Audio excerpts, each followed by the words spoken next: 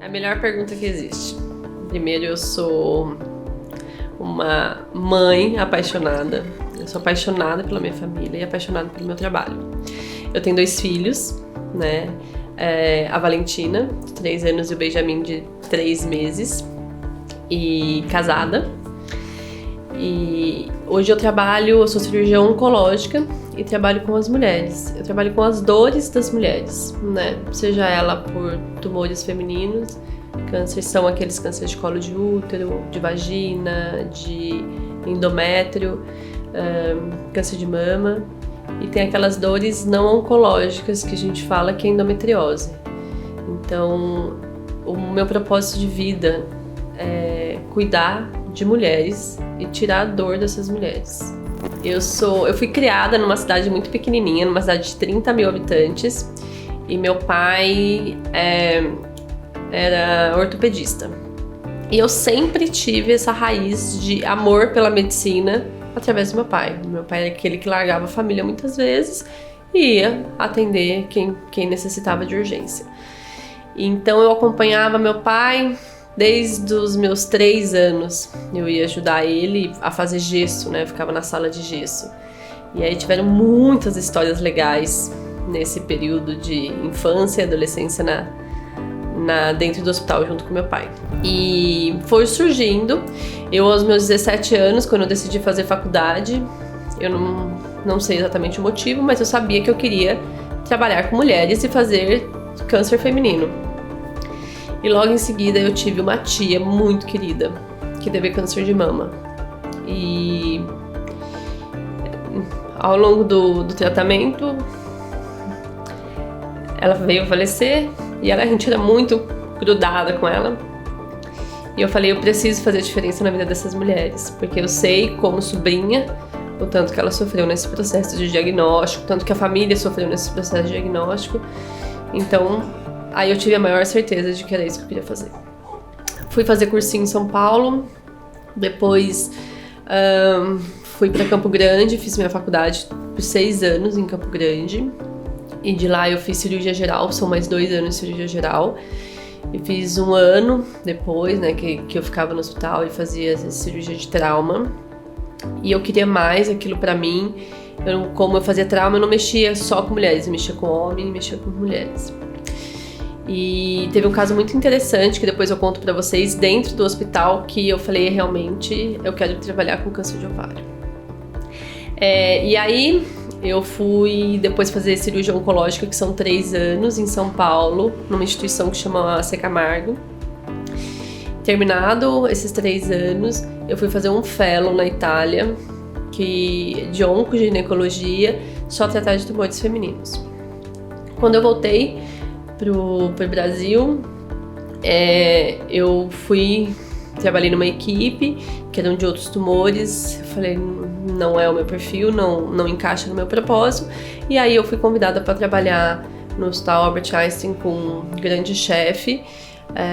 Trabalhei lá por um bom tempo com tumores femininos, onde eu pude me aperfeiçoar muito mais. E ao longo disso, eu trabalhava com muitos ginecologistas, trabalho com muitos ginecologistas, e com isso eu consegui, eles acabavam me encaminhando os tumores benignos, né? Que não, na verdade são doenças benignas, que as cirurgias são extremamente complexas, e como eu mexia muito na pelve dos tumores femininos, eu acabei abraçando essa causa, que são as pacientes que têm muita dor pélvica, que é a endometriose. Então hoje eu me especializei em endometriose. Eu tenho uma dedicação, às vezes até um pouco, né, com os pacientes, de acolhimento com a família, porque eu tive uma grande perda, a segunda grande perda, né, da minha tia, eu tive do meu pai. Meu pai faleceu, eu estava 4 meses para me formar, e a morte dele foi, um dia também eu conto para vocês, se vocês tiverem, né, foi de uma maneira muito inesperada. Né? Foi dentro de um hospital, não foi acidente, mas foi de uma maneira muito inesperada, por uma coisa que não poderia ter acontecido, poderia ter sido evitado. Então hoje eu tento me dedicar muito aos pacientes para que eu não cometa esse tipo de erro, para que as famílias não fiquem sem o pai, sem a mãe ou sem os filhos. Então a maior pergunta mas não é triste trabalhar com a cirurgia oncológica? Essa é a primeira pergunta que me fazem. Nossa, eu nunca quero passar por isso. Na verdade, eu consigo aprender com os meus pacientes todos os dias. Eles me ensinam uma coisa que chama resiliência, né?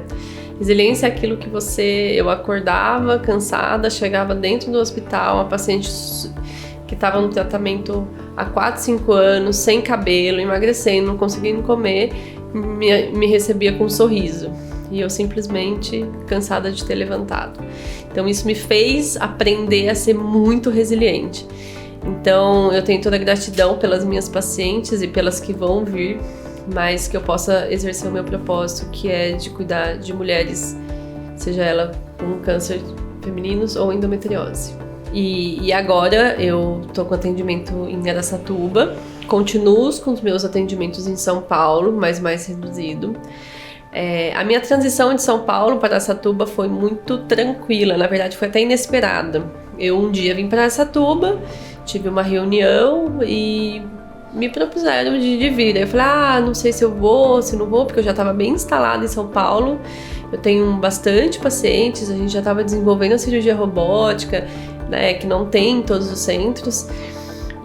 Mas as coisas foram acontecendo.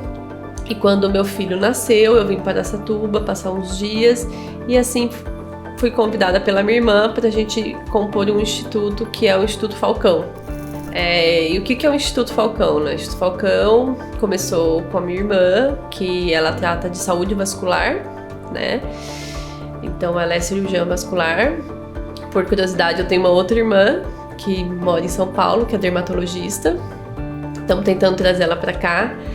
E então lá ela faz laser, faz todos esses tipos de procedimento de estética vascular. E lá eu vou estar atendendo com ela todas as mulheres que necessitam do atendimento. Então eu espero que esse vídeo possa ter nos aproximado mais, para vocês conhecerem um pouquinho da minha história. Vem muito conteúdo legal por aí, então aproveite e se inscreva, me sigam nas redes sociais. E é isso, sejam muito bem-vindos.